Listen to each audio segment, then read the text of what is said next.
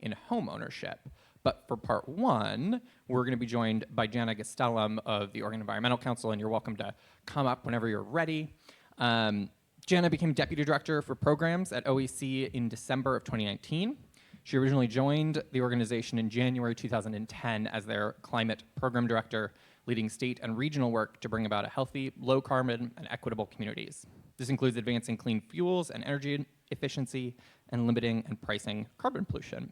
It's that last one, I think, that we are here mostly to talk about tonight. Thank you so much for joining us. If we could give her a round of applause. Yes.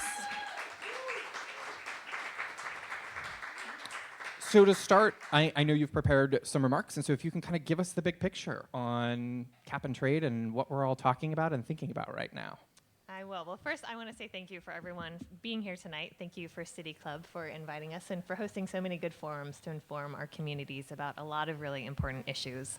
I just wanted to start a little bit, take a step back a little bit, because I think climate change can sort of feel like a big and overwhelming type of topic. And so I wanted to pause for a minute and just sort of have a little bit of an interactive moment, perhaps. We're going to experiment with something here. And I'm just hoping to see if anyone in the audience feels like they've experienced a climate impact, either they themselves or someone in their family. All right, I'm gonna start way back. Wildfires, I've lost 2 homes in Colorado. Oh, wow. Thank you for sharing that. Anyone else? My husband and I have chosen not to have any more children because we're scared of climate change. So wildfires, losing homes, choosing not to have children. Anyone else want to share? I grew up here, and September used to be my favorite month, and now I've come to dread the wildfires that come almost yearly. Yeah. So thank you. Thank you for sharing your personal experiences. Climate change is here. It is with us. And it won't be long before either each of us feels a climate impact or someone we know or love does. And I think this is really important about why this is such an urgent issue now. And the thing about climate change is that the more we start to feel the impacts, it's almost starting to be too late to avoid the worst outcomes. And so it's really critically important that Oregon take strong action to do our fair share to avert the worst impacts. And that's why we have launched really kind of multi-year-long campaigns to make sure we're doing everything that we possibly can to reduce climate pollution. I share a lot of the same sentiments. I've had family members who have lost homes in wildfires. The first day of kindergarten for my daughter was delayed because of wildfire smoke and extreme heat, and our schools aren't set up to deal with heat and smoke at the same time. Those have real health impacts, those have economic impacts, and we've got to take strong action. So one of the things I want to do is just sort of outline again, I think climate change can feel big, but it really boils down to a couple of simple things that we need to do to solve the problem. The first is stop doing the bad stuff. The second is accelerate doing the good stuff. And when it comes to climate change, there are 4 kind of basic principles about what we need to do. The first is put the brakes on using fossil fuels. The second is reducing energy waste. The third is amping up clean energy and clean transportation solutions. And the fourth is using nature to soak up climate pollution. And the Cap and Invest bill, which has been our top priority for many, many years, accomplishes all 4 of those things. And so I'm going to describe this at a pretty high level, and then we can go into more detail in the Q&A. So number 1, putting the brakes on fossil fuels. The Clean Energy Jobs Bill, or Cap and Invest bill, puts a cap on climate pollution. It's not a novel idea, and in fact, it's sort of like putting speed limits on our roads to make them safer.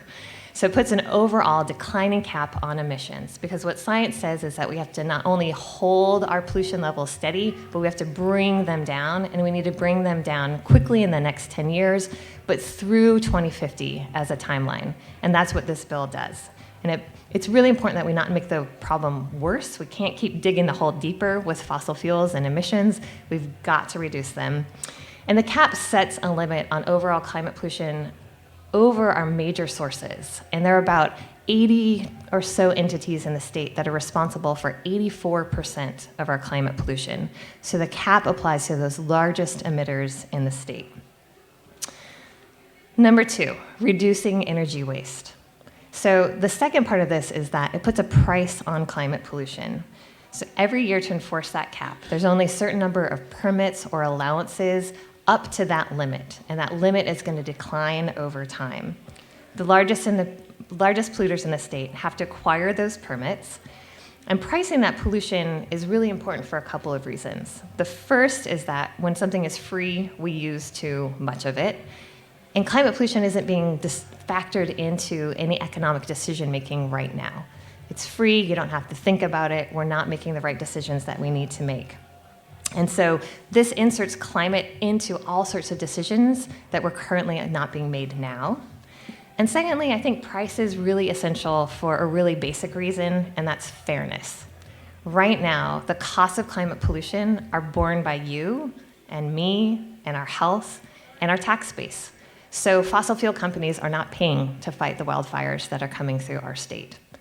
They're not paying for sea level rise. We are bearing those costs. We as individuals pay to have our garbage and our compost and our recycling picked up. It's also really important that large emitters pay to clean up their climate pollution as well. It's a basic fairness principle. Third, amping up clean energy. So the Clean Energy Jobs Bill not only puts that cap and sets permits and enforces limit on climate pollution, which we can't do right now.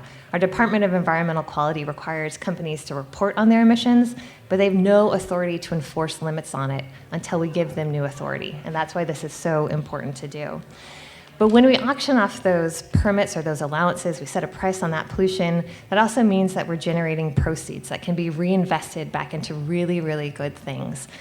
It can be things like adding more solar on homes, making sure that we're cutting people's energy costs along the way, reinvesting into transportation solutions that clean our air and create more access to transit and other important services. It means more renewables throughout the state as well. There's a lot of rural parts of the state that have limited tax bases. There's great examples of wind turbines out in Sherman County really adding to the local tax base. They're able to pay for a new school with the taxes that came off of renewable energy development. Klamath area has a lot of geothermal. They're heating schools and hospitals with clean, emissions-free energy. And we want to see more of that in our state. We don't have to make a choice between our health and climate. We can do both.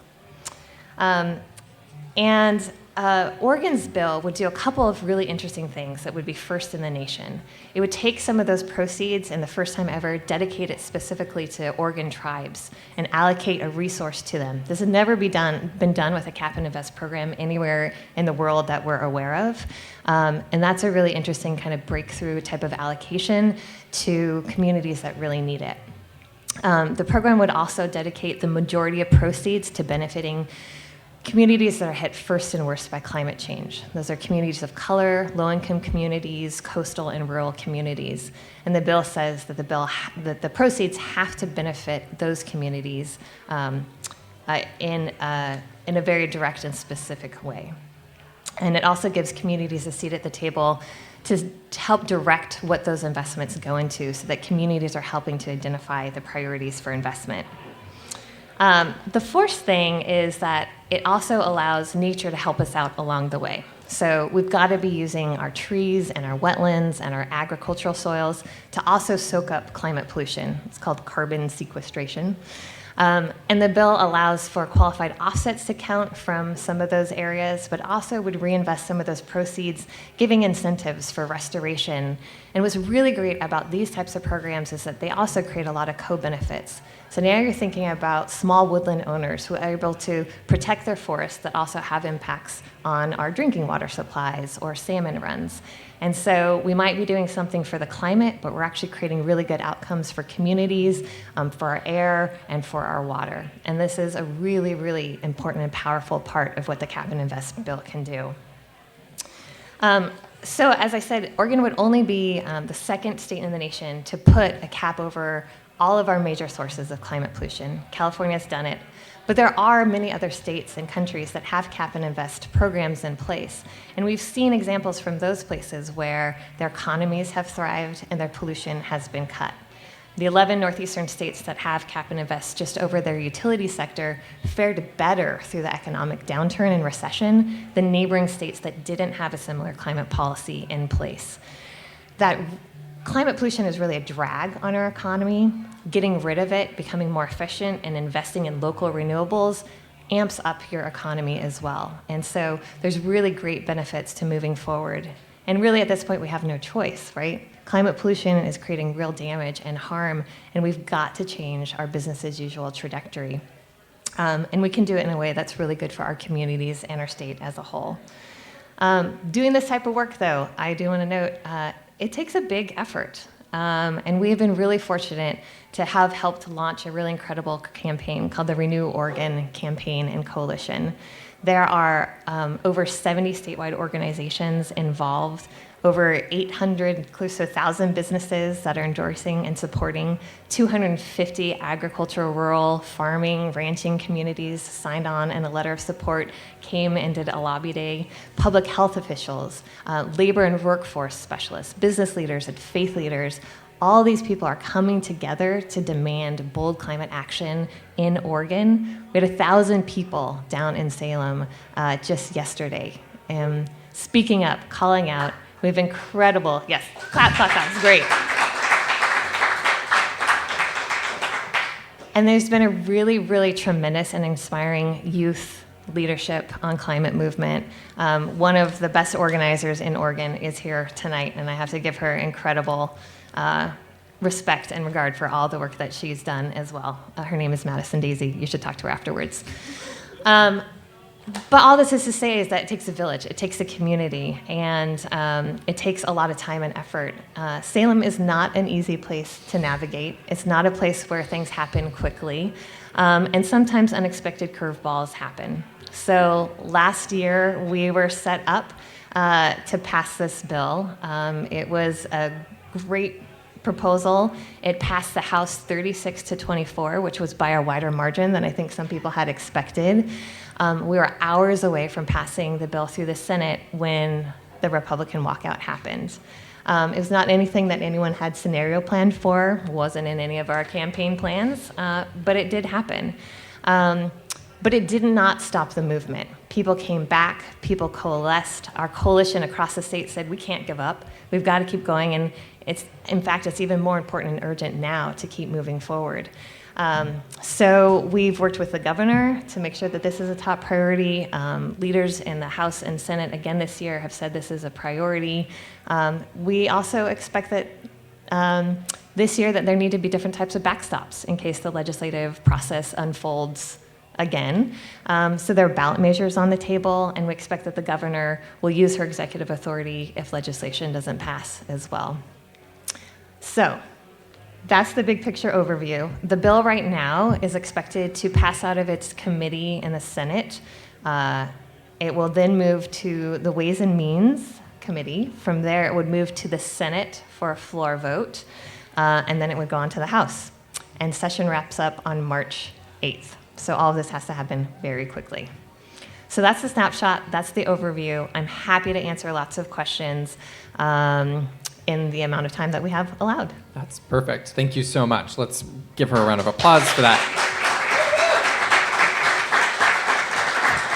Cap and trade can be this sort of deeply wonky, kind of complex piece of legislation, right? Because we're talking about budget implications and economic implications and environmental silence. And so really appreciate you being able to give us such a distilled picture of what it looks like here. We'll go to questions from the audience in a little bit. I'd like to follow up on kind of a couple threads. And so one piece is, as you not just alluded to, but acknowledged, the bill that went forward last year faced fierce opposition from Republicans and also received some pretty serious criticism from environmental justice advocates.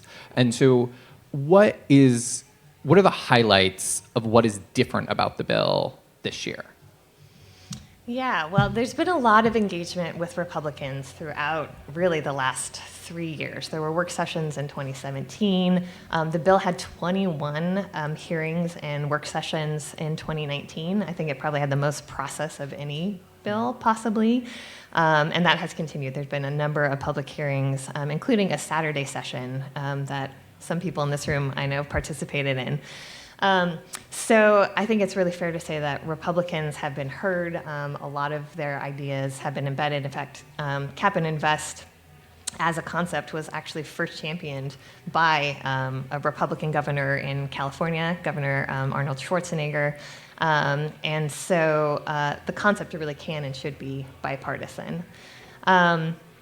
In the bill, really throughout many years, so going back to 2016, we worked with a broad coalition to think about what are the best practices that can be embedded in a cap and invest bill. And it's things like making sure there's dedicated resources for impacted communities that has a strong environmental justice focus. We've also advocated for making sure that governance and decision making is inclusive of many voices. I think it's fair to say that California's program didn't start out that way, but Oregon's will. And making sure that there are hotspot and air quality protections embedded. That is something that was in last year's bill, and we've made sure that it will be included in this year's bill as well. So there's a lot of things that Oregon is doing differently and novelly, and we actually hope that other states adopt some of our approaches as well. Gotcha. And so that sounds like those are conversations that have been happening for many years. Is there anything substantial that has changed from 2019 to 2020?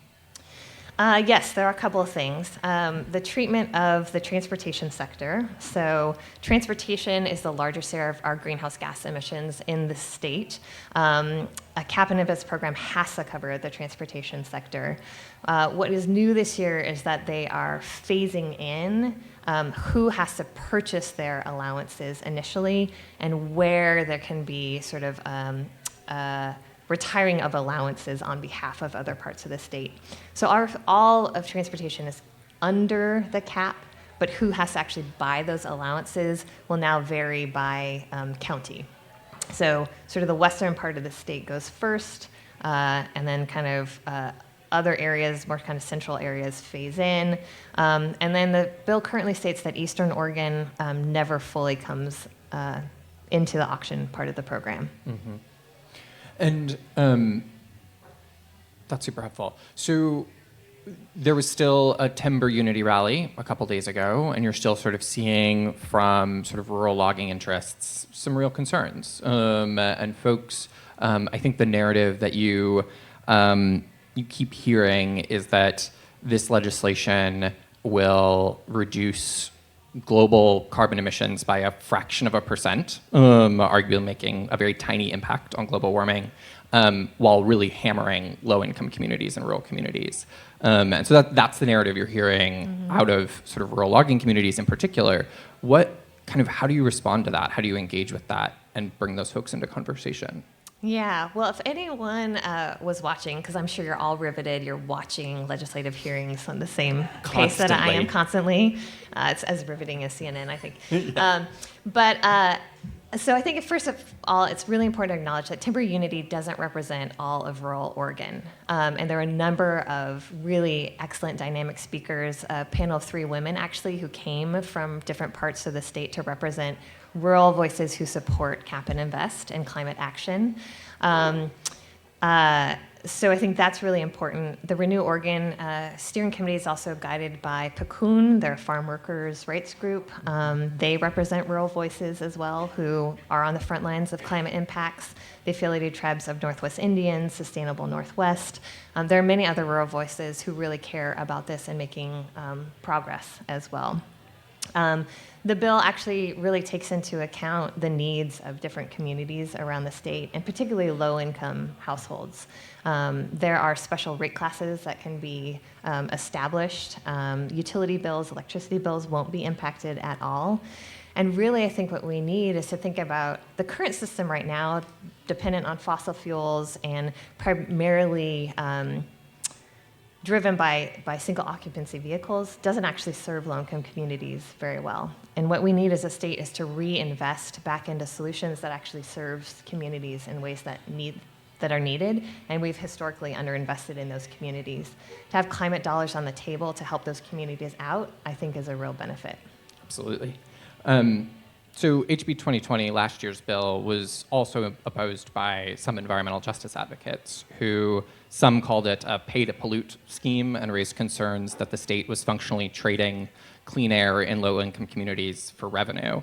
And so do you think that's a valid critique? Do you think, or kind of what would you say to counter that? And kind of why is this the highest priority relative to just straight up regulation or something maybe more straightforward? Yeah. Well, right now it's free to pollute, and there are no limits on our climate pollution. We've got to change that dynamic. I think making people pay for their pollution is actually a way to get climate embedded into decision making. And it's really, really an important and key strategy. But I think it's also really important that we have other strategies. I don't think anyone in this room would say there's one single education policy that is going to ensure good education outcomes. So we're going to need more than one climate policy, absolutely. But an overall cap and limit on climate pollution is absolutely critical and essential. If we don't have that in place, it's harder to justify sometimes all the other policies that we need as well. And so I think that cap is critically important. Absolutely. Thank you so much. I'm getting waved at to wrap up from staff. I want one more round of applause for Jana. Thank you for sharing your knowledge. We will take about a 15-minute break before beginning the second half. Mingle, have a drink. I imagine you'll be open to answering questions if folks have them and want to chat with you. Yes. And take advantage of the time to learn a little more and get to know each other. And then we'll be back here at 7:10. Thank you so much. Thank you, everyone.